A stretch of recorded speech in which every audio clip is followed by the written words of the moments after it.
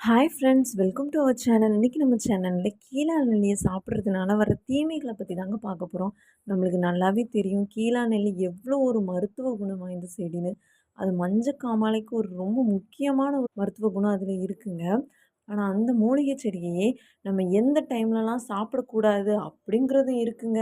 இந்த கீழாநெல்லியை நம்ம அதிகமாக எடுத்துகிட்டு இருக்கும்போது வயிற்றுப்போக்கு ஏற்படுறதுக்கு அதிகமான வாய்ப்புகள் இருக்குங்க. சிலவங்களுக்கு வயிறு எரிச்சல் கூட இருக்குமாங்க.